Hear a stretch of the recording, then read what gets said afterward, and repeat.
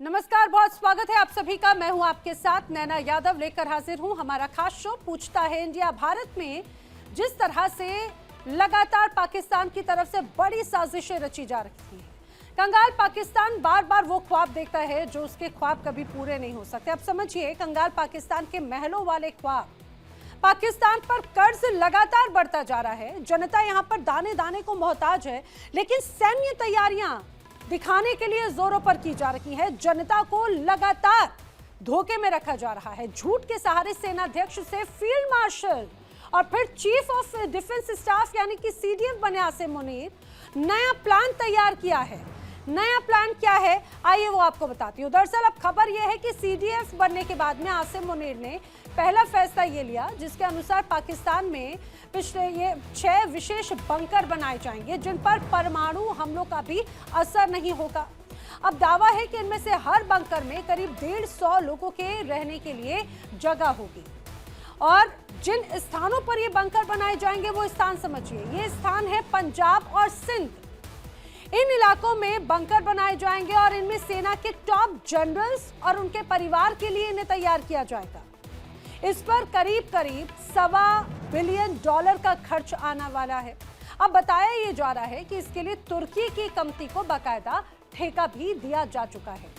यानी इससे ये तो स्पष्ट है कि पाकिस्तान आम लोग भले ही उनके लिए कुछ ना करे, पाकिस्तान की जो सरकार है यहाँ पर आम लोग भले ही परेशान रहे, हाँ, लेकिन आसिम मुनीर को जरूर सुकून में रहना चाहिए। सेना अध्यक्ष या सेना के तमाम अधिकारी या यहाँ के जो हुक्मरान हैं उनकी जेबें बिल्कुल गर्म होनी चाहिए। उनका पद और सम्मान जरूर बढ़ता रहे, भले ही यहाँ की जनता दाने दाने को मोहताज हो जाए।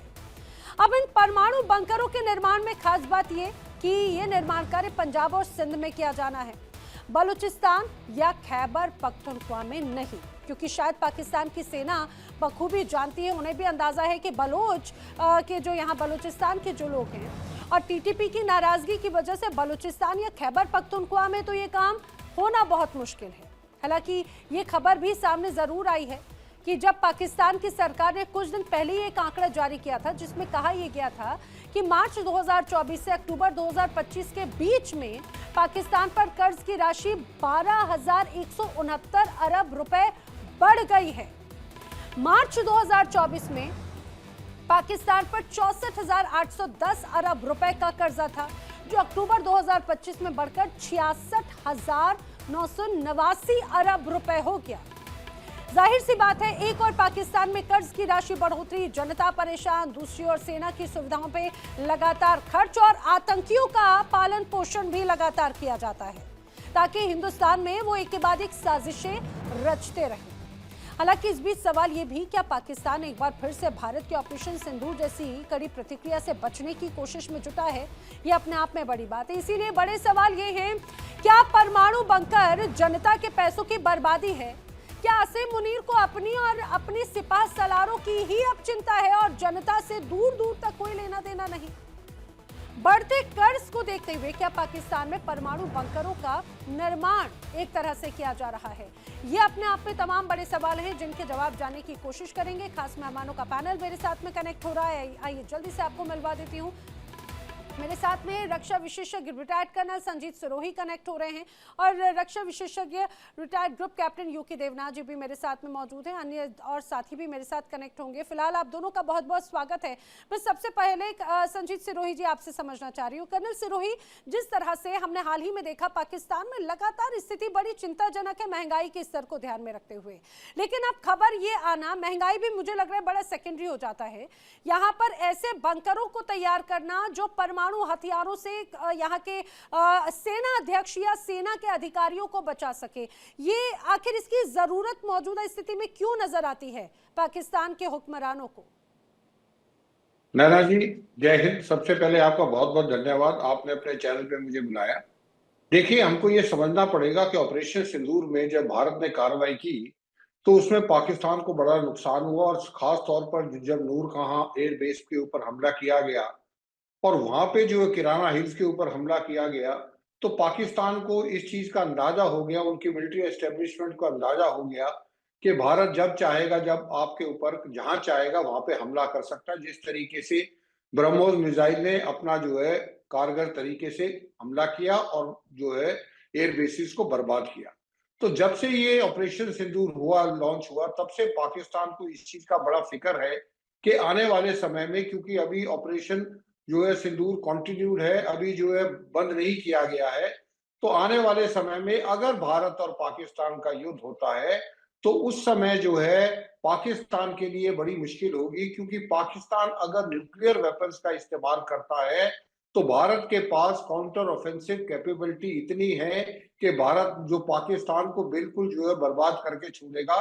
तो उस हालत में वहां की जो एस्टेब्लिशमेंट है और उनके जो सीडीएफ है आसिम मनीर साहब, उन्होंने इस चीज का आकलन किया और आकलन करने के बाद उनको इस चीज का अंदाजा हुआ कि अगर जब तक उनकी टॉप लीडरशिप, क्योंकि आपने देखा होगा जब इजराइल और ईरान की लड़ाई हुई थी तो ईरान की जो टॉप मिलिट्री लीडरशिप था उसको जो है खत्म कर दिया गया था। तो उससे भी पाकिस्तान ने इसका जो है सबक सीखा है कि अगर भारत के साथ दोबारा युद्ध होता तो ऐसा ना हो कि हमारी जो टॉप मिलिट्री लीडरशिप है, पॉलिटिकल लीडरशिप का मुझे नहीं पता कि उनको इतना फिक्र है कि नहीं है, लेकिन टॉप मिलिट्री लीडरशिप इंटैक्ट रहनी चाहिए और जो कमांड एंड कंट्रोल स्ट्रक्चर है वो पूरा का पूरा चलता रहना चाहिए। क्योंकि जीएच की रावलपिंडी जो है, जो जीएचक्यू का, वो भारत के रडार पे है और भारत का टारगेट लॉक किया हुआ है। जब चाहे भारत वहां पे ब्रह्मोस मिसाइल, चाहे वो कन्वेंशनल वॉरहेड के साथ हो, चाहे वो जो है न्यूक्लियर वॉरहेड के साथ हो, वो बर्बाद कर सकती। तो इसलिए मेरे को लगता है कि ये सीडीएफ ने जब अपनी पहली जो कॉन्फ्रेंस की थी उसमें इस चीज का कहा था कि ये 6 तरह के बंकर्स होने चाहिए। इसमें से एक जो है C2 डिजिटाइजेशन नेटवर्क होना चाहिए, क्योंकि ऑपरेशन सिंदूर में जो इनका डिजिटाइजेशन नेटवर्क था जो रावलपिंडी में था वो बर्बाद हो गया था, तो इनको मजबूरन वो कराची में शिफ्ट करना पड़ा, जिसकी वजह से उतना इफेक्टिव नहीं रहा। नंबर दूसरा, जो उनकी नेशनल कमांड अथॉरिटी है जो कि कैराना हिल्स में थी, नूरकहा बेस पे थी, उसको भी क्षति पहुंची थी। तो जब अमेरिकन वहां पे आए, उन्होंने देखा कि तब उन्होंने इनको सलाह दी कि आप इसको डिसेंट्रलाइज कीजिए। अगर आप इसको एक जगह रखेंगे और भारत ने अगर इसको टारगेट को लॉक कर दिया और इसके ऊपर हमला किया तो आपके जो न्यूक्लियर वेपन जो आप इस्तेमाल करने की सोच रहे हैं वो आप नहीं कर पाएंगे। तो इसलिए अब ये जो है ट्रायंगुलर नोड्स, 3 तरह के नोड बनाए जाएंगे जिसमें न्यूक्लियर कमांड अथॉरिटी को डिसेंट्रलाइज किया जाएगा, ताकि अगर एक किसी वजह से बर्बाद हो जाता है या 2 बर्बाद हो जाते हैं तो एक हमेशा काम करता है। तीसरा ये कर रहे हैं कि ये इलेक्ट्रॉनिक मैग्नेटिक जो है शील्ड को लगाना चाहते हैं ताकि जो कम्युनिकेशन नेटवर्क है वो जो है ईएमपी से बर्बाद ना हो। उसके बाद कमांड एंड कंट्रोल स्ट्रक्चर इनका हमेशा चलता रहना चाहिए। और उसके बाद जो इनके सीनियर जनरल्स हैं और उनके परिवार के जो करीबी लोग हैं उनकी भी जो सुरक्षा होनी चाहिए। तो इन चीजों को मद्देनजर रखते हुए ऑपरेशन सिंदूर का मेरा ये मानना है कि ऑपरेशन सिंदूर खत्म नहीं होगा और ऑपरेशन 2.0 कब होगा उसका मैं नहीं कह सकता, लेकिन होगा जरूर, ये मैं आपको बता रहा हूं। मुझे लग रहा है कि आपने बहुत बेहतर तरीके से पूरा एनालिसिस इसका बताया, लेकिन इसमें कोई शक नहीं ऑपरेशन सिंदूर तो कंटिन्यू चल ही रहा है और ये बात तो लगातार भारत की तरफ से स्पष्ट की गई है।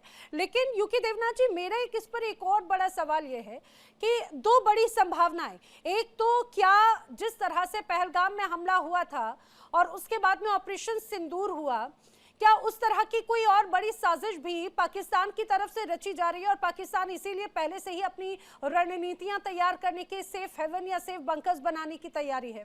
और दूसरी जो बड़ी बात यहां पर है कि जब ऑपरेशन सिंदूर हुआ तो इस दौरान पाकिस्तान की तरफ से जो खुद यहाँ के बड़े नेता थे, इवन राष्ट्रपति की तरफ से कहा गया था बंकर में रहने वाली जो संभावना है, क्या इसीलिए ही एक तरह से इन्हें ऐसे 6 बंकर्स को बड़े स्तर पर तैयार किया जा रहा है? नैना जी, इसमें कोई शक नहीं है कि भारत ने बार बार कहा है और बहुत ही क्लियरली कहा है और जोर देकर कहा है कि अगर पाकिस्तान ने फिर से भारत में घुसकर कोई आतंकवादी हमले को अंजाम देने की कोशिश की तो भारत उसका भरपूर जवाब देगा। ऑपरेशन सिंदूर चल रहा है, ऑपरेशन सिंदूर 2 और भी भयंकर होगा। अब सवाल यह है कि पाकिस्तान के साथ क्या हम न्यूक्लियर अटैक कर देंगे? जाहिर बात है कि अगर पाकिस्तान एक आतंकवादी हमला भारत पर करता है तो उसका रेस्पॉन्स भारत का जो है बहुत ही मेजर्ड होगा, यानी कैलकुलेटेड होगा और उसमें उस फॉर्मूले में न्यूक्लियर हमला भारत द्वारा पाकिस्तान पर नहीं किया जाएगा। देखिए, किसी भी युद्ध में न्यूक्लियर हथियार यूज करने के लिए काफी सारी रेड लाइंस होती हैं।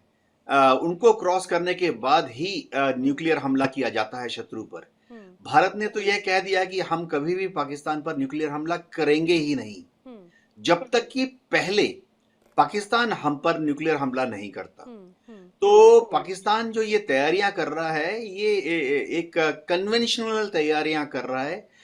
दुनिया में जितने मुल्क हैं, अमेरिका, रशिया, यूरोपियन कंट्रीज, सब इस तरह की प्रिकॉशंस लेते हैं कि अगर कोई हमला होता है तो देश का जो टॉप कमांड है, चाहे जैसे अभी पाकिस्तान में है उनका न्यूक्लियर कमांड अथॉरिटी है, या पॉलिटिकल लीडरशिप है, उनको प्रोटेक्ट किया जाए। पाकिस्तान भी इस तरह के बंकर बना रहा है। ये बंकर जमीन से बहुत नीचे बनते हैं, 100 फीट 200 फीट नीचे गहरे, और ऊपर का जो 100 फीट या 200 फीट गहरा बंकर बनाने के बाद ऊपर ये पूरा कंक्रीट होता है, मट्टी नहीं होती है। और इन सब बंकर्स को आपस में इंटरलिंक किया जाता है सुरंगों के द्वारा, ताकि अगर एक बंकर का ऊपर आने का, निकलने का मुहाना बंद हो जाए तो दूसरे बंकर तक जा सकें। इन सब बंकर्स के अंदर जाहिर बात है एक एयर वेंटिलेशन सिस्टम होता है, जिससे ये सुनिश्चित किया जाता है कि अगर ऊपर कोई न्यूक्लियर हमला हो गया है तो उसकी जो विक्रेशन है या रेडिएशन डस्ट है, वो हवा के साथ, नॉर्मल वेंटिलेटर के साथ अंडरग्राउंड में लीडर्स को ना पहुंच जाए। तो इस तरह की प्रिकॉशंस ली जाती है दुनिया में सब जगह के। जब इस तरह के बंकर बनाए जाते हैं तो जमीन के नीचे उनको पावर बैकअप दिया जाता है, 1 2 3 पावर बैकअप दिए जाते हैं, ताकि अगर एक पावर बैकअप नष्ट हो जाए तो दूसरा पावर बैकअप जो है वो कार्यान्वित हो जाए। तो हमें पहले से ही इसके बारे में आगाह मिल गई थी, क्योंकि दुनिया के जितने टॉप मुल्क हैं जिनको भी न्यूक्लियर हमले का डर सता रहा है, नॉर्थ कोरिया शायद साउथ कोरिया पर हमला कर ले, तो साउथ कोरिया ने पहले ऐसे बना लिए हैं। अमेरिका शायद रशिया पर ऐसा हमला कर ले, तो क्रेमलिन के पास, मॉस्को के पास रशियन टॉप लीडरशिप के लिए बनाया गया है। पाकिस्तान भी वैसा ही कर रहा है। जी, इसमें कोई शक नहीं। देखिए, और मैं तैय्या बलूच भी हमारे साथ में कनेक्ट हो चुके हैं पाकिस्तान से, पत्रकार और रक्षा विशेषज्ञ रिटायर्ड विंग कमांडर आलोक सहाय जी भी मेरे साथ में इस चर्चा में शामिल हो चुके हैं। आप दोनों का भी बहुत बहुत स्वागत है। मैं अपने दर्शकों को पहले कुछ तथ्य बता दूं, उसके बाद में फिर मैं तैय्या बलूच का भी रुख कर लेती हूँ।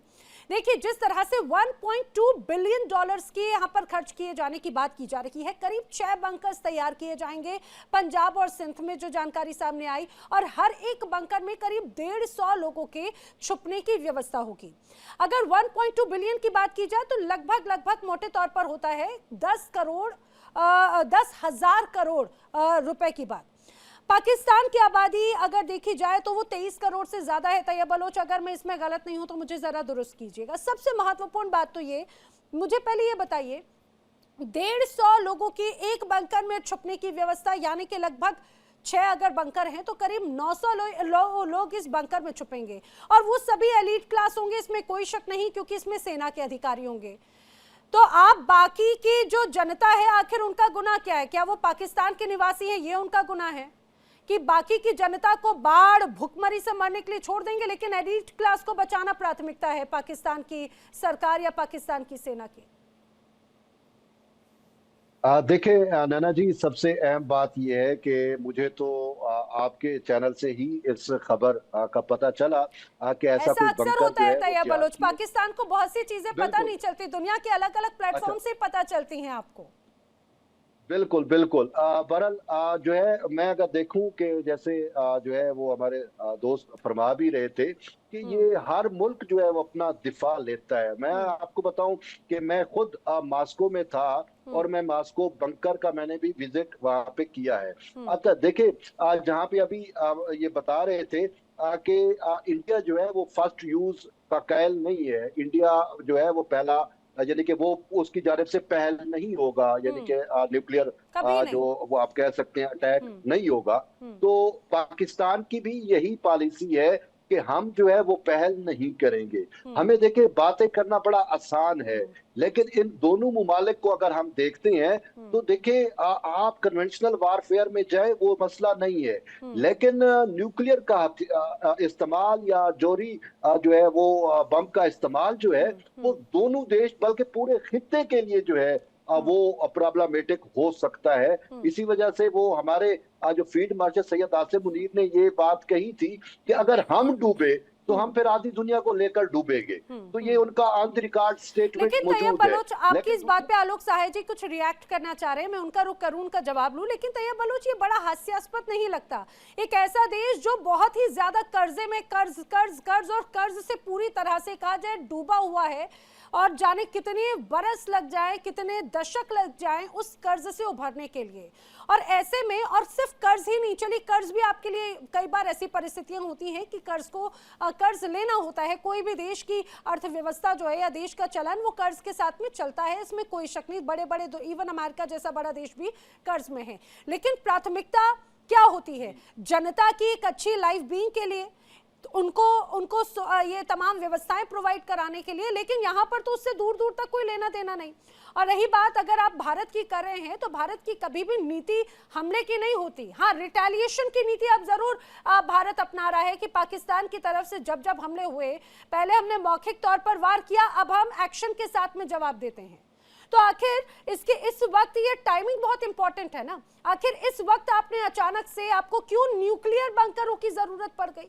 और आप रूस की बात करते हैं, तो रूस में और पाकिस्तान में परिस्थितियों में तो जमीन आसमान का अंतर है। बिल्कुल बहुत ज्यादा फर्क है, और इस हवाले से रशिया तो वार में है, बिल्कुल वो पूरा नेटो उसके खिलाफ जंग कर रहा है, तो उसमें किसी भी टाइम कुछ भी हो सकता है।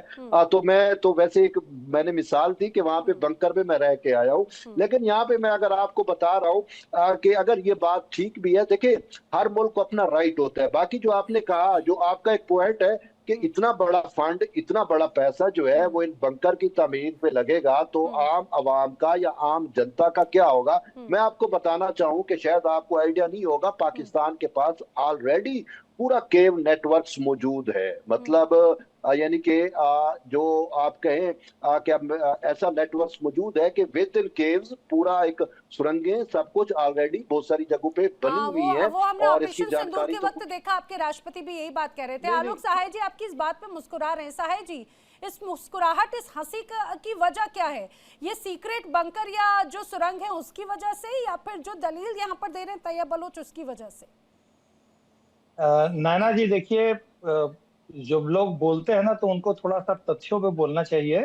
पाकिस्तान का no first use nuclear doctrine नहीं है, इसीलिए मैंने हाथ उठा के ऑब्जेक्शन किया था। जबकि भारत ने ऑफिशियली डिक्लेयर किया हुआ है कि we will not have first use of nuclear weapons. ये इंटरनेशनली हमने डिक्लेयर किया हुआ है, पाकिस्तान ने डिक्लेयर नहीं किया है।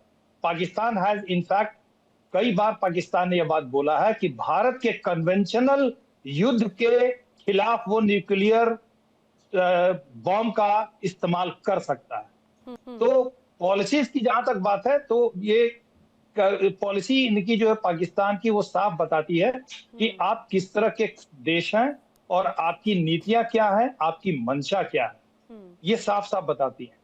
और नैना जी, मैं एक और बात बताऊंगा कि ये जो बंकर्स बनाने की चीजें हो रही है ना, ये एक गठजोड़ बन रहा है 2-3 देशों का।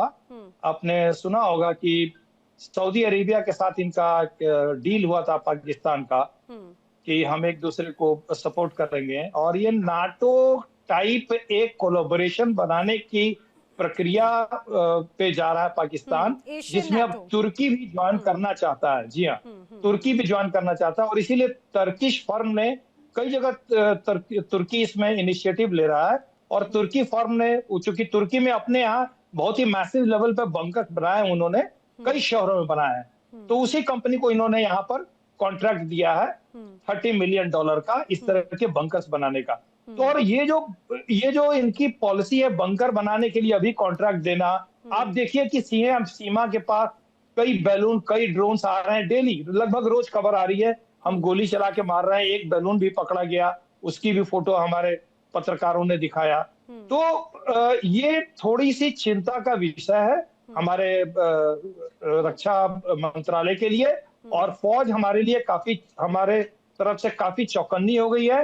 अगर इनकी मंशा अच्छी नहीं होगी तो इनको फिर बाद में भुगतना पड़ेगा। हम अपने तरफ से कोई भी इनिशिएटिव इसमें नहीं कोई लेंगे। शक भारत नहीं ने आलोक आज साहे जी, तक, देखिए भारत जी की हाँ, तरफ से हमेशा जवाबी तौर पर हमेशा एक्शन की बात कही जाती है और यही वजह है। लेकिन मैं यहाँ पर सिरोही जी का रुख करूं, लेकिन उसके पहले तैयब बलूच मुझे एक बात बताइए। मैं बार बार इस टाइमिंग की बात कर रही हूँ, क्या ये आसिम मुनीर बखूबी जान चुके हैं कि हिंदुस्तान के पास में ऑपरेशन सिंदूर में जिन टारगेट्स को चुना गया, बहुत स्पेसिफिक टारगेट्स थे जहां पर आतंकियों की मौजूदगी थी, या फिर जिस धरती का या जिन स्थानों का खासतौर से इस्तेमाल किया जा रहा था भारत के विरोध में या भारत के खिलाफ, सिर्फ उन चीजों को, उन अड्डों को टारगेट किया गया? क्या यही वजह है कि भाई भारत को तो अड्डों की जानकारी है, तो इसीलिए आगे आने वाले वक्त में, और अब आपके यहाँ जो पाकिस्तान में मौजूद जो आतंकी मॉड्यूल्स हैं वो तो अब आउट ऑफ कंट्रोल हो चुके हैं, वो कुछ ना कुछ इस तरह से हरकत करेंगे, इसीलिए पहले ही बैकअप प्लान 2 तैयार किया जा रहा है?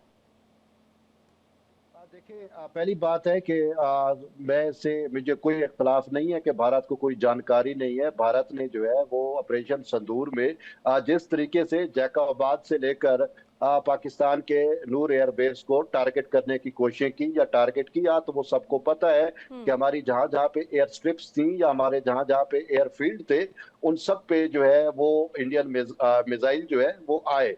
और टारगेट हुए नहीं हुए वो एक अलग डिबेट है, लेकिन उससे ये चीज जरूर वाज़ेह होती है कि इंडिया को पता है कि पाकिस्तान की एयरफोर्स कहाँ से उड़ती है और कहाँ कहाँ पे उसके एयरफील्ड है, कहाँ कहाँ पे उसके एयर स्ट्राइक वो है, स्ट्रिप्स है। तो इस हवाले से एक बात तो देखिए क्लियर है कि पाकिस्तान को अपने दिफा का मुकम्मल हक हासिल है। और ये जो बंकर वाली बात है, इसमें जो है देखिए, जैसे हमारे भाई ने बात की कि ये बात बिल्कुल मैं इसको ऑन करता हूँ कि पाकिस्तान, सऊदी अरेबिया और अब जो है वो तुर्किया भी उसको जैन कर रहा है, तो एक अलायंस बन रहा है। बलोच, क्या वो जो जेल करने की जो आप बात कर रहे हैं उसमें सिर्फ कुछ एलीट क्लास ही शामिल हैं, कुछ सेना के अधिकारी या उन अधिकारियों का परिवार ही शामिल है? उस 23 करोड़ मासूम जनता का क्या, जिन्हें यहाँ के हुक्मरानों ने बाढ़ और भुखमरी से मरने के लिए छोड़ दिया? कि अगर न्यूक्लियर अटैक होगा या न्यूक्लियर बम का अगर प्रभाव होगा तो सिर्फ आपको इन एलीट क्लासेस को ही बचाना है, बाकी जनता से कोई लेना देना नहीं है? देखिए, उसमें अब ये तो नहीं पता कि उसमें कौन लोग जाएंगे कौन नहीं जाएंगे, लेकिन सबसे अहम चीज है जो रियासत के लिए अहम होंगे, जो खासकर जैसे न्यूक्लियर कमांड है या स्ट्रेटेजिक एसेट्स वाले हैं या इस टाइप के जो है, शायद उन्हीं को रखा जाए कोई या सर्टिफिकेट दिया जाएगा क्या? तैयब बलूच उसमें शामिल है या नहीं है, वो भी आम जनता की तरह कहीं ना कहीं उसका प्रभाव में आ जाए? नहीं, तैयब बलोच तो शायद कहीं पे भी शामिल ना हो, लेकिन बात यह है कि देखिए वो एक चीज अभी देखिए वो एक प्रोसेस में है, एक चीज तैयार हो रही है, वो जब तैयार होगी उसके बाद देखेंगे कि उसमें कौन लोग शामिल होंगे। संजीव सिरोही जी, मैं यही सवाल, मैं ठीक है यहाँ पे मैं जानती हूँ तैयब बलोच के लिए भी एक बड़ी असमंजस की स्थिति है, लेकिन संजीव सिरोही जी, बड़ी हास्यास्पद और हैरान कर देने वाली बात है कि एक ऐसा देश जहां पर अभी महंगाई का स्तर बहुत बड़े स्तर पर है, दुनिया में चारों तरफ से घिरता हुआ नजर आता है, वहां से दुनिया के अलग अलग इलाकों से भिखारियों को डिपोर्ट कर दिया जा रहा है कि भाई आप अपने देश के लोगों को यहाँ पर संभालिए, या हमारे ऊपर बोझ बन रहे हैं।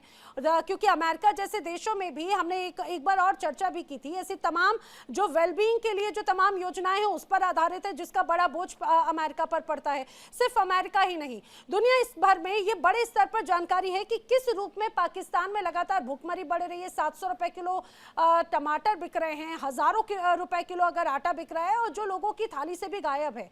अब ऐसे में उसकी चिंता नहीं है, चिंता है कुछ चुनिंदा 900 लोगों की। मैं 900 इसीलिए कैलकुलेट कर रही हूँ, 6 बंकर 150 लोगों की क्षमता, तो 900 लोग हैं, और उसमें भी वो एलीट अधिकारी और उनकी फैमिलीज हैं। नैना जी, सबसे बड़ी बात तो ये है कि अभी जो आप कह रहे हैं इतनी महंगाई है, लेकिन मेरा पॉइंट कहने का ये है कि जो मैं बलूच साहब की तरफ से बात कह रहा हूँ कि महंगाई तो बाद में देखी जाएगी, जिंदा रहेंगे तभी तो महंगाई होगी, जब जिंदा ही नहीं रहेंगे तो महंगाई क्या करेंगी? तो ये जो इन्होंने जो बंकर्स बनाए हैं, ये इनके जो आप एलीट कह रही है, एलीट ऑब्वियसली एलीट वही होंगे जो सीनियर ऑफिसर्स हैं या सीनियर पॉलिटिशियंस हैं, वो ही होंगे। तो अगर देश की एडमिनिस्ट्रेशन या गवर्नमेंट जो अगर फेल हो जाती है, मिलिट्री अथॉरिटी फेल हो जाती है, तो फिर देश नहीं रहेगा। तो ये जो बनाना है ये मजबूरी है, ये नहीं है कि ये कोई जो है उसमें लग्जरी में बना रहे हैं, ये इनकी नेसेसिटी है। इनको अगर सरवाइव करना है भारत के अटैक से, चाहे वो जैसे देवनाथ जी कह रहे हैं कि नहीं भारत न्यूक्लियर अटैक नहीं करेगा, मैं उनकी बात से सहमत नहीं करेगा, लेकिन अगर आसिम मुनीर का दिमाग खराब हो जाता है जैसे उनका होता रहता है टाइम टू टाइम, और वो जो है हमला भारत के ऊपर अगर एक न्यूक्लियर स्ट्राइक भी करते हैं तो फिर भारत ये इंतजार नहीं करेगा कि अभी तो सिर्फ एक न्यूक्लियर स्ट्राइक है, जब तक 10 नहीं होंगी तब तक नहीं करेंगे। लेकिन सिरोही जी, मैं यहाँ पर एक बात जो मेरे मन में बार बार आ रही है कर्नल सिरोही, ये तो बात स्पष्ट है कि ऐसा लगता है कि या तो पाकिस्तान ये समझ रहा है कि भाई अब हमें हमारा काम आतंक को सपोर्ट करने के बगैर और नहीं चल सकता, हमें उसको, वो हमारी मजबूरी है, या फिर ये आतंकवादी आउट ऑफ कंट्रोल हो चुके हैं पाकिस्तान की सेना और सरकार से, यही वजह होने की पता है भाई कुछ ना कुछ ऐसी हरकत होगी और भारत की तरफ से रिटेलिएशन हो जाएगा। रैना जी, आपका जो आकलन है वो बिल्कुल ठीक है। ये भी बात सच है कि आईएसआई को ये पता है कि जो टेररिस्ट हैं, ऑर्गेनाइजेशंस हैं, वो इतने दिन से पल पोस रही हैं, तो वो अगर गवर्नमेंट नहीं भी चाहेगी तो वो अपनी तरफ से कोई एक्शन कर देंगे, या आईएसआई भी चाहेगी कि बजाय इसके कि हम फुल फ्लैश जो है भारत के साथ लड़ाई करें, हम जो है एक दहशत का जैसे पहलगाम किया था एक और कर देते हैं। लेकिन उनको ये भी पता है अगर ये होगा तो भारत जो है फिर हमला करेगा, और उस हमला किस तरीके का हमला होता है वो कन्वेंशन वॉरफेयर से स्टार्ट होगा, और उसके बाद ये डिपेंड करता है कि पाकिस्तान उसको कैसे रिटेलिएट करता है। अगर पाकिस्तान भी कन्वेंशनल वेपन्स के साथ रिटेलिएट करता है तो फिर भारत और पाकिस्तान का कन्वेंशनल वॉर होगा, उसमें भी भारत पाकिस्तान को जो बंकरों की जरूरत पड़ेगी, क्योंकि जिस तरीके से जो ब्रह्मोस मिसाइल हैं या बाकी हमारी जो मिसाइल हैं वो इतनी कारगर हैं कि वो इनको बंकर तक भी नहीं छोड़ेंगी। तो इसलिए इनको अब जो है ये बिल्कुल हार्डेड बंकर्स बनाने पड़ेंगे जो कि बिल्कुल ऐसे हो कि जहां तक ये पेनिट्रेट ब्रह्मोस या बाकी मिसाइल पेनिट्रेट ना कर सके। तो ये इनकी मजबूरी है।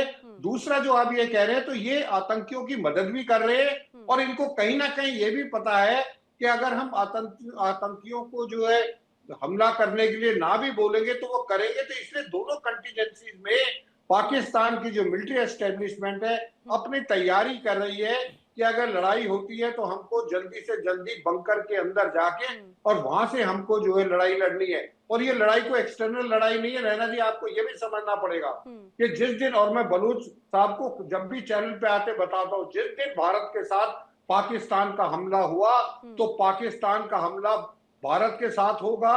वहां पे बलूचिस्तान लिबरेशन आर्मी इनके ऊपर हमला करेगी, टीटीपी इनके ऊपर हमला करेगी, और हो सकता है अफगानिस्तान भी इनके ऊपर हमला करे।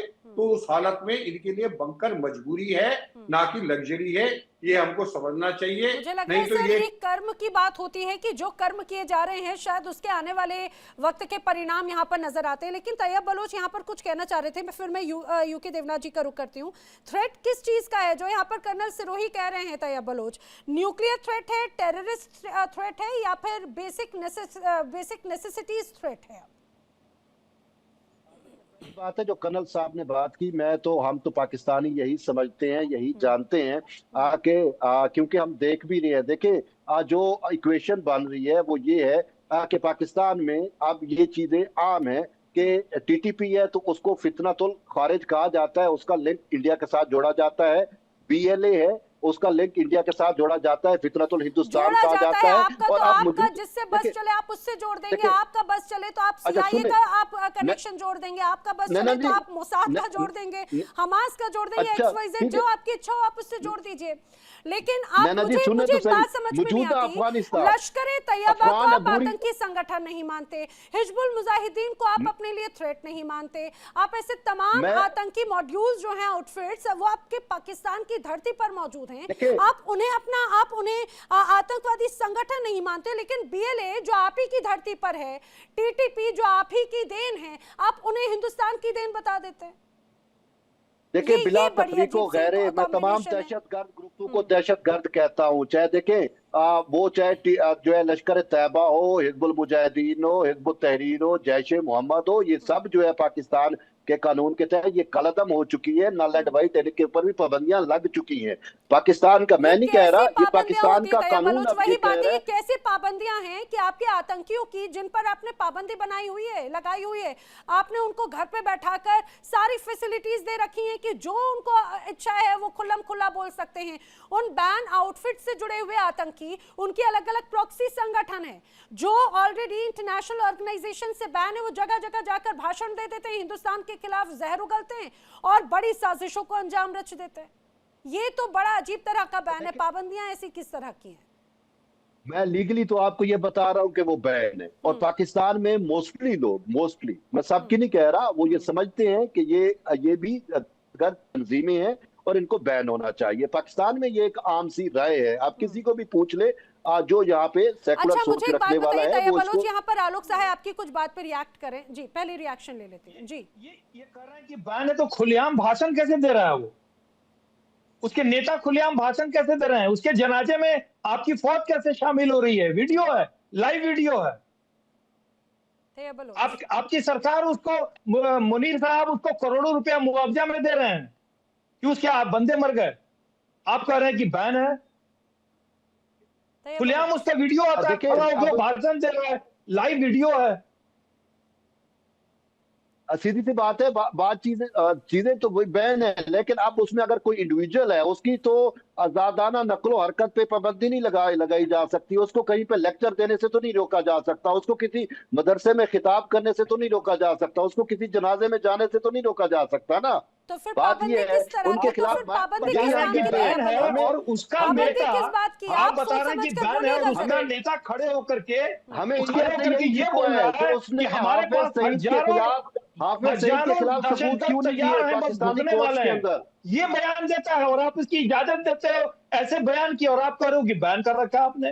क्या लॉजिक है भाई? क्या दुनिया मानेगी? आप बताओ तैयब साहब, दुनिया आपको मानेगी कि आपने बैन कर रखा है?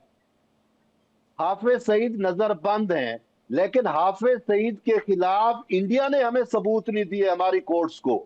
अगर वो सबूत देता तो उसको सजाएं होती ना। कितनी बार सबूत, और अगर बगैर सबूत के क्या अमेरिका की तरफ से इंटरनेशनल आतंकी घोषित किया जाता?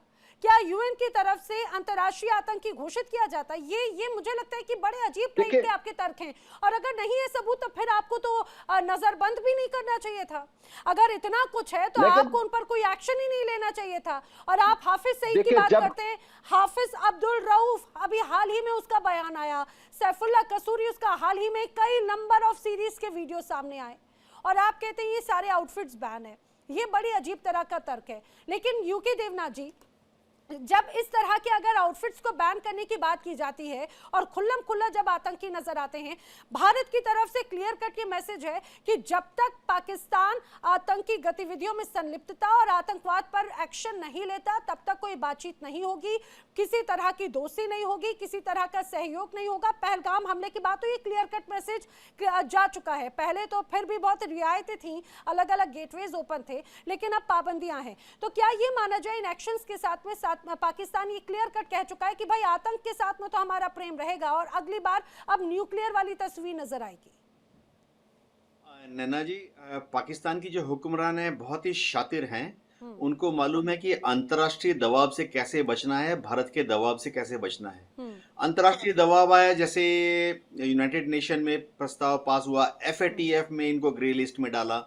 इन्होंने तुरंत कह दिया कि हमने तो भाई लश्कर को बैन लगा दिया, जैश को बैन लगा दिया, लेकिन वो और किसी एड्रेस पर और किसी झंडे के साथ और किसी नाम से खड़े हो गई, जैसे जमात दावा के नाम से खड़ी हो गई। अब जमात दावा जो है वो पाकिस्तान में घूम घूम के सब जगह फंड्स कलेक्शन कर रही है, मदरसों में चला रही है, दूर दराज के गाँव में छोटे छोटे बच्चों को भ्रमित कर रही है। एक और दिक्कत पाकिस्तान के साथ यह है कि जब भी हम भारत से पाकिस्तान के ऊपर दबाव डालते हैं तो ये तुरंत अपने जो आतंकवादी संगठन है उनके ऑफिस शिफ्ट कर देते हैं, ट्रेनिंग कैंप शिफ्ट कर देते हैं। हम अगर प्रूफ भी देते हैं, एक डोजियर दे दिया कि आपके फलाने शहर में फलाने जगह पर आतंकवादी कार्रवाइयां ट्रेनिंग चल रही है, तो हमारे दिए हुए डोजियर को लेने के बाद ISI क्या करती है, वो डोजियर विदेश मंत्रालय, पाकिस्तान के विदेश मंत्रालय को देती है, वो 5 मिनट में ISI के पास चली जाती है। और हमारे दिए हुए लोकेशन से क्या करते हैं, अपने आतंकवादी कैंप को 5 किलोमीटर इधर 10 किलोमीटर उधर कर देते हैं। तो ये जरा चेस गेम खेलते रहते हैं हमारे साथ, लेकिन हम भी इनसे 2 कदम आगे हैं। हम हमेशा इनको सारी जानकारी देते नहीं हैं। देखिए, बात हो रही थी न्यूक्लियर वॉर की। पाकिस्तान की हुक्मरान जो है, उन्होंने 2 चीज कैलकुलेट करते रहते हैं दिन में 24 घंटे 24 बार कैलकुलेट करते हैं। एक तो वो जब भारत में कोई आतंकवादी हमला करते हैं, कैलकुलेट करते हैं कि कितना आतंकवादी हमला करने पर भारत एक जनरल वॉर, जैसे 1965 या 1971 में हुई थी, पाकिस्तान के साथ करेगा। तो जैसे आप देखिए, लाल किले का हमला इन्होंने करवाया, उसको इन्होंने बहुत ही कैलिब्रेटेड, मेजर्ड और थोड़ा सा छोटा रखा, जानते हुए कि फिर भारत को बहाना नहीं मिलेगा ऑपरेशन सिंदूर 2 करने का। ये हमेशा करते हैं ये लोग। हमने भी, भारत सरकार ने भी कह दिया कि वो आतंकवादी अटैक नहीं था, आतंकवादी इंसिडेंट था। तो इसी तरह से इन्होंने न्यूक्लियर वॉर के लिए भी थ्रेशोल्ड बनाई हुई हैं। इन्होंने कैलकुलेट किया हुआ है कि पाकिस्तान युद्ध के दौरान क्या कार्रवाई करेगा कि भारत पाकिस्तान पर न्यूक्लियर हमला करे। और इन्होंने अपना जो तरीका है लड़ाई लड़ने का, कन्वेंशनल वॉर लड़ने का, इस तरह से प्लानिंग की हुई है कि भारत को इतना उत्तेजित नहीं करेंगे कि भारत किसी भी तरह से इन पर न्यूक्लियर हमला करे। अब ये बोलते हैं न्यूक्लियर फर्स्ट यूज कर लेंगे। देखिए, ये बड़ा खतरनाक सेंटेंस है। क्या पाकिस्तान भारत के ऊपर न्यूक्लियर फर्स्ट इस्तेमाल करेगा? सवाल ही नहीं उठता है, क्योंकि पाकिस्तान के पास 170 के आसपास छोटे छोटे न्यूक्लियर हथियार हैं। भारत के पास 180 बड़े बड़े न्यूक्लियर हथियार हैं। अगर इन्होंने गुस्ताखी से एक छोटा सा न्यूक्लियर बम हमारे भारत में कहीं पे छोड़ दिया, तो फिर जवाबी कार्रवाई में तो हमारे पास भी 180 बड़े बड़े बम है। हम तो पाकिस्तान का नहीं, मुझे लगता है यूके देवनाथ जी, शायद ऑपरेशन सिंदूर के वक्त में वो एक झलक नजर भी आ गई कि अभी तक हमने न्यूक्लियर हथियार तो नहीं, अपने जो मैनुअल हथियार हैं उनकी ही एक तरह से झलक दिखा दी। और यही वजह है कि जब बंकरों में छुपने की नौबत आ गई थी खुद आसिम मुनीर को, खुद राष्ट्रपति को, तो एक तरह से स्वीकृति है उस चीज की। नैना जी, देखिए, वहां पाकिस्तान में 2-3 चीजें बहुत इंपॉर्टेंट हैं। एक तो उनको मालूम है कि भारत ने अगर न्यूक्लियर हमला किया तो पाकिस्तान बचेगा नहीं। इस कैलकुलेशन में उनकी कोई गलती नहीं है।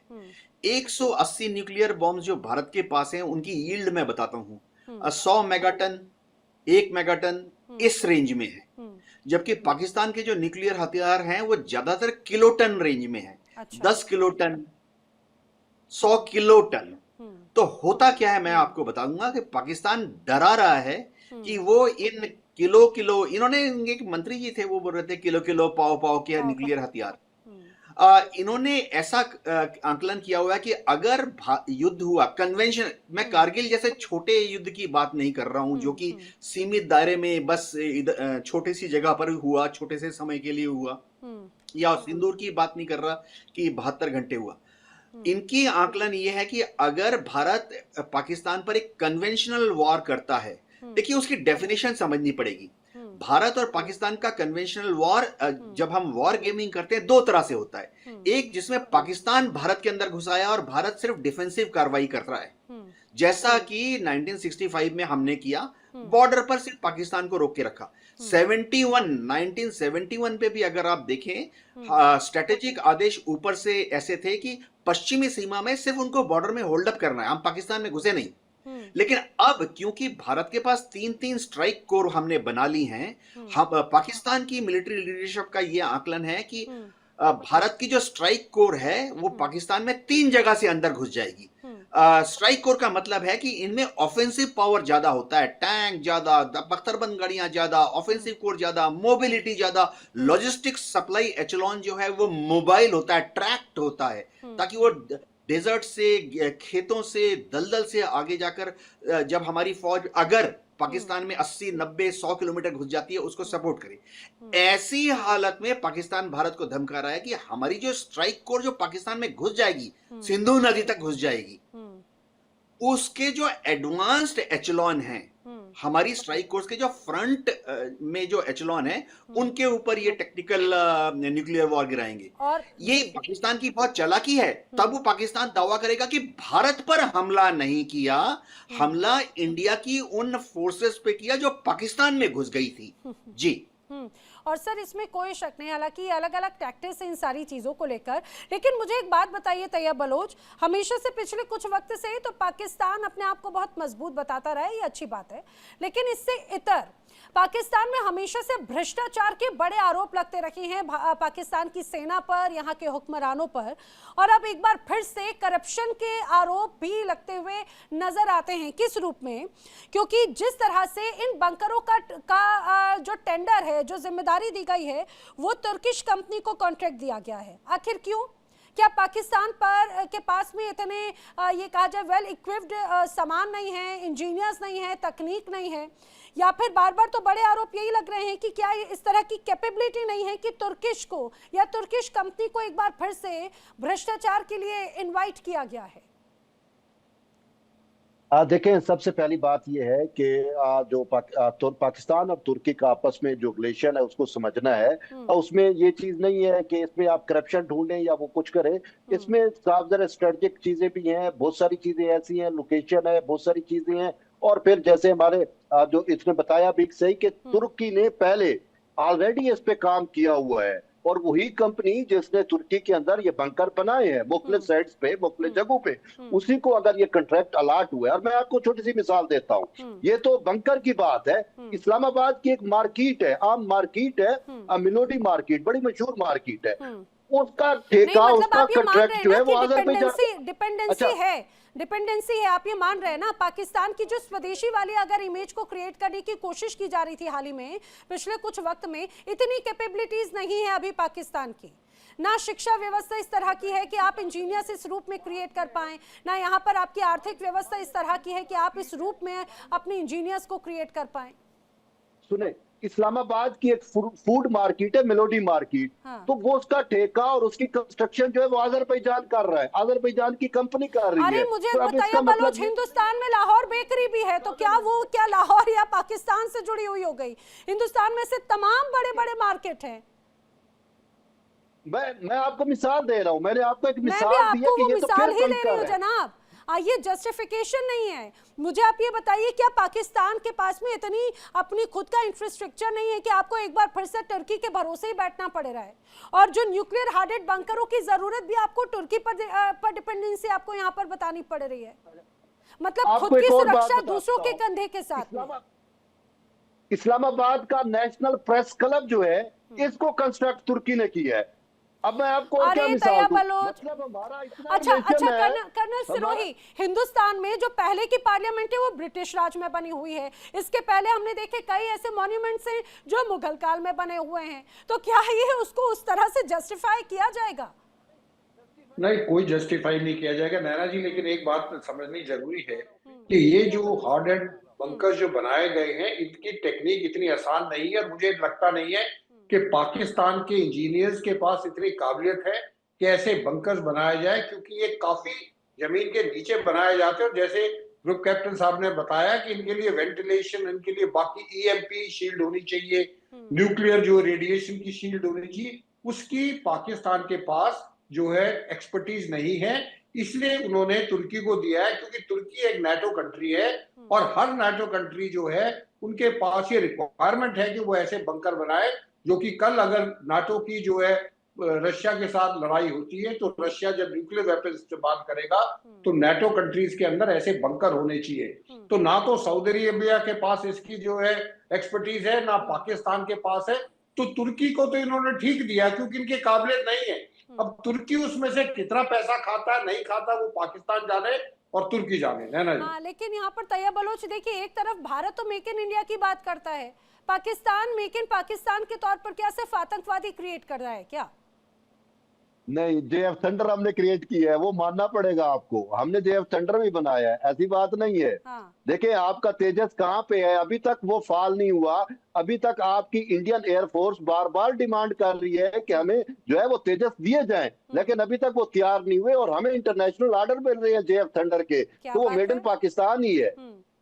क्या बात है, ये तो अच्छी बात देखिए है अगर आप पॉजिटिव वे में जा रहे हैं। लेकिन मुझे एक बात बताइए, आखिर वो पैसे का क्या हो रहा है? बार बार क्यों आईएमएफ की तरफ भाग रहे हैं और उसी पैसे का सिर्फ 900 लोगों की जिम्मेदारी की तरफ आप जाने की कोशिश करते हैं, बाकी लोगों पर तो इतना गैर जिम्मेदाराना रवैया अपना दिया। क्यों नहीं ऐसी फैसिलिटी क्रिएट करते कि पूरे पाकिस्तान की आवाम की सुरक्षा की बात होती?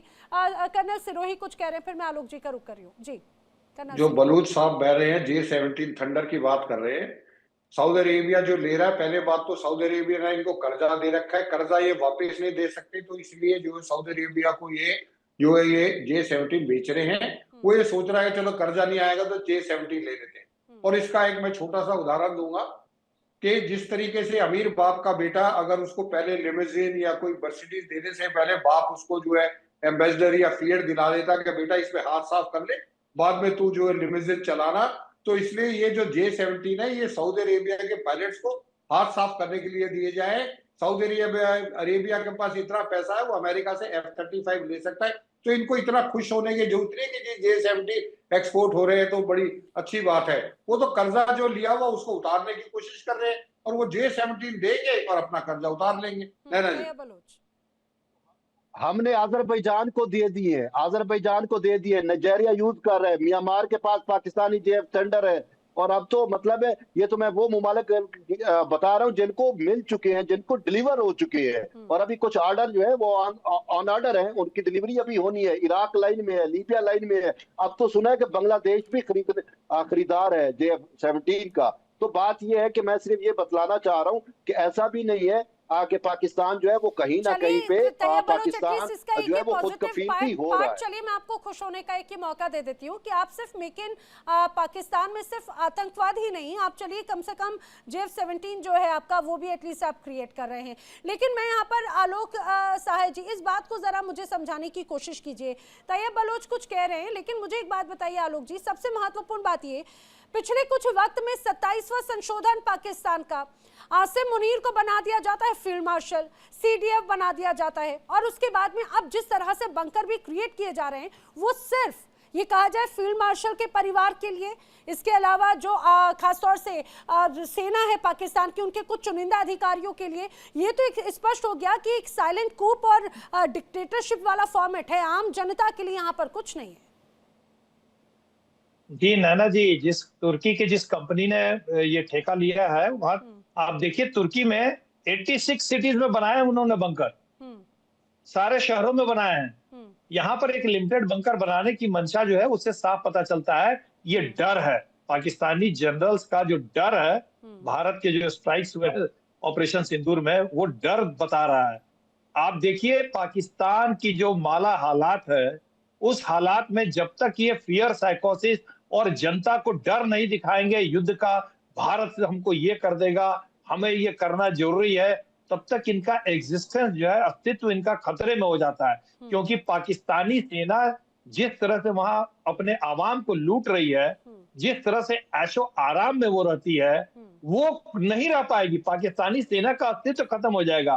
तो उस गरीब जनता को ये बहला फुसला के युद्ध का डर दिखा करके आतंकवादियों को ट्रेन करके, ताकि भारत के साथ हमेशा मामला उलझा रहे।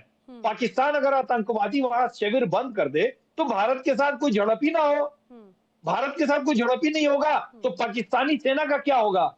उनकी तो सारी उनका एग्जिस्टेंस खत्म हो जाएगा। इनको समझ में नहीं आता है कि पाकिस्तान की जनता को वहां के जनरल कितना मूर्ख बना रहे हैं। आप जानते हैं पाकिस्तान में प्रमोशंस पे जमीन दी जाती है। आपने वो दुनिया में कहीं सुना है ऐसा सिस्टम कि आर्मी ऑफिसर्स को प्रमोशन में खास लेवल पे जमीन अलॉट होती है रैंक के साथ। सबसे महत्वपूर्ण बात है कि वो जो जमीन है वो बलूचिस्तान या KP के जैसे इलाकों में नहीं होती अलॉट, क्योंकि वहां पे वो बखूबी जानते हैं पाकिस्तान की सेना किस तरह से ये कहा जाए कि लोगों के निशाने पर है। और यही बात मैं एक बार जल्दी से समझना चाह रही हूँ तैयब बलोच को। आखिर सबसे महत्वपूर्ण बात ये कि ये जो बंकर बनाए जा रहे हैं ये पंजाब और सिंध की धरती पे बनाए जाते हैं, लेकिन आतंकियों के लॉन्च पैड बलूचिस्तान KP के POK की धरती पर बनाए जाते हैं। आखिर ऐसा क्यों भाई? वहां की जनता से ऐसी क्या नाराजगी है? देखिए नाराजगी की बात नहीं है, लेकिन मैं आपको बताऊं कि बलूचिस्तान हो तो उसके मैंने आपको बताया इवन के बहुत सारे ऐसे एरियाज है जहाँ पे केव नेटवर्क्स ऑलरेडी मौजूद है। और वहां पे बहुत सारी चीजें चल भी रही हैं। वो बहुत बड़े केव नेटवर्क्स हैं। मतलब है कि एक सूबे से दूसरे सूबे में आप केव्स के थ्रू भी पहुंच जाते हैं, ऐसा इश्यू नहीं है। बाकी जो है वो बलूचिस्तान और इवन के जो केपी के है वो केव नेटवर्क के जरिए कनेक्टेड है। अब बात आ गई यहाँ पे पंजाब वो और सिंध में भी इसी तरीके के लिए बहुत सही है, वो आतंकी ठिकानों के लिए बहुत सही है, वो आतंकी ट्रेनिंग कैंप्स के लिए बहुत सही है। नहीं देखे, वो हर चीज के अपने एक जो है वो स्ट्रेटेजिक पॉइंट ऑफ व्यू होता है, तो वो उस हवाले से है। लेकिन चूंकि पंजाब और सिंध में वो माउंटेनी एरिया नहीं है, चीजें उस तरीके से नहीं है, तो इस वजह से शायद वहां पे सोचा गया होगा कि वहां पे बनाए जाएं। और इसके साथ साथ बहुत सारी चीजें ऐसी हैं वहां से पैसा कमाने के लिए वो धरती बड़ी मुफीद है। यहाँ पे आलोक जी कुछ कह रहे हैं क्या? फिर मैं रुक कर रही हूँ कर्नल का जी। देखिए, ये पाकिस्तान का जो डर है और मुनीर साहब जो पॉलिसी जिस रास्ते पर चल पड़े हैं, ये पाकिस्तान की कब्र खुद ये खोदने वाले हैं।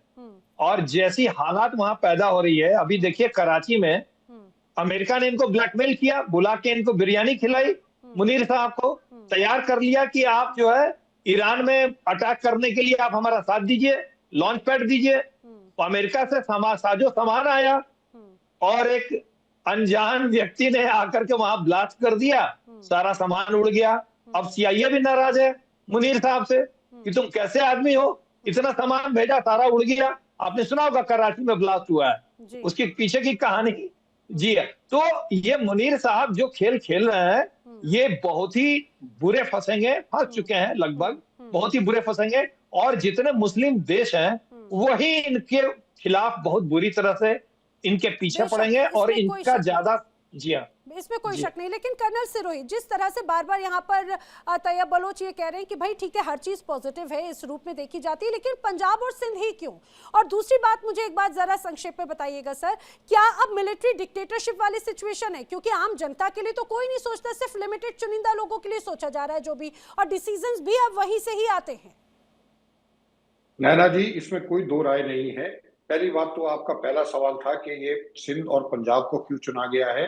सिंध और पंजाब को इसलिए चुना गया है कि पाकिस्तान एस्टेब्लिशमेंट ये समझती है कि सिंध और पंजाब जो है उनके लिए जो है सेफ जगह है। क्योंकि अगर उन्होंने बलूचिस्तान या खैबर पख्तूनख्वा में ऐसे अगर बंकर बना दिए तो इनके बंकर में घुसने से पहले वहां पे जो है बीएलए और टीटीपी बैठी होगी, तो ये वहां भी नहीं घुस पाएंगे। तो पहली वजह तो ये है। नंबर दूसरा जो है, जहां तक डिक्टेटरशिप का सवाल है, जिस दिन आसिम मुनीर को ऑपरेशन सिंदूर के बाद फील्ड मार्शल घोषित कर दिया गया था, उसी दिन से जो है पाकिस्तान जो है डिक्टेटरशिप जो है एक तरह की डिक्टेटरशिप में चल रहा है। और इस बार स्मार्ट एक्ट ये है कि शहबाज शरीफ को प्राइम मिनिस्टर दिखा रखा है, लेकिन चलाने वाले पूरे पाकिस्तान को आसिम मुनीर है। वो जो और सर यही वजह है कि जो डिसीजंस होते हैं ना, वो सिर्फ आर्मी फोकस और कुछ चुनिंदा लोगों के लिए किए जाते हैं। बाकी 23 करोड़ आवाम का क्या है, वो भुखमरी में मरती रहे, वो बाढ़ में मरती रहे, ठंड से ठिठुरती रहे, महंगाई की वजह से ठिठुरती रहे, इससे कोई लेना देना नहीं है। और तैयब बलोच भी शायद इस बात को बखूबी जानते हैं, समझते हैं। लेकिन जरूरत तैयब बलोच, जाते जाते मैं कहूंगी सवाल उठाने की जरूर है, आखिर पंजाब और सिंध को हमेशा इतना प्रेम बलूचिस्तानियों के साथ में इतना ज्यादा क्यों नजरअंदाज उन्हें किया जाता है? आप सभी मेरे साथ इस चर्चा में शामिल हुए, वक्त इतना ही था, आप सभी का बहुत बहुत धन्यवाद। लेकिन जिस तरह से पाकिस्तान में एक बार फिर से बंकर बनाकर एक अलग तस्वीर पेश करने की कोशिश की जा रही है, स्पष्ट हो जाता है पाकिस्तान एक बार फिर वही गुस्ताखी करने की कोशिश आने वाले वक्त में करेगा कि ऑपरेशन सिंदूर 2.0 एक बार फिर से अंजाम दिया जाए। वक्त एक ब्रेक का। इंडिया डेली अब आपके स्मार्ट टीवी पर भी मौजूद है। इंडिया डेली 24/7 अब आप लाइव देख सकते हैं इन सभी प्लेटफॉर्म्स पर।